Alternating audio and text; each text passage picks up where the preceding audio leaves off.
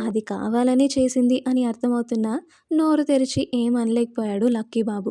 కారణం దాని లంగా ఓని బ్యాక్ క్యూకే మైండ్ బ్లాక్ అయిపోయింది బాబుకి. జాకెట్ ఆల్మోస్ట్ అంతా థ్రెడ్స్‌తో చేయబడింది. పట్టి పట్టి వెతికితే కానీ శరీరం కనిపించదులేండి. మన బాబువి స్కానింగ్ ఐస్ కాబట్టి దాని అందాలన్నీ పసిగట్టేశాడు. పూలను తీసుకొచ్చి పక్కన కూర్చోకుండా కావాలనే కిచెన్ దగ్గరే నిల్చొని చూస్తుంది. అది దూరం జరగగానే ఇక్కడ మన బాబు డల్ అయిపోతే అక్కడ శిల్పా పాప దిల్కుష్ అయిపోయింది. కానీ వాడి చూపుల్ని మాత్రం దాని నుంచి ఎలా లాగేయాలో తెలియక జుట్టు పీకేసుకుంటుంది. వాడు తన వైపే చూస్తున్నాడు అని తెలుస్తున్నా కావాలనే తన వైపుకు చూడకుండా ఎక్కడెక్కడో చూసేస్తుంది లీల. అది వాడి వైపుకు చూస్తుందేమో పిలుద్దామనుకుంటున్న వాడి నెత్తున చల్లటి నీళ్లు పోసేసి చల్లగా నిల్చుంది. అది అర్థం చేసుకున్న మన బాబు, నా దగ్గరే నీ కదలా, ఆగు నీ పని చెప్తా అనేసి ఏదో ఫోన్ కాల్ వస్తున్నట్టుగా పక్కకు వెళ్ళిపోయాడు లక్ష్.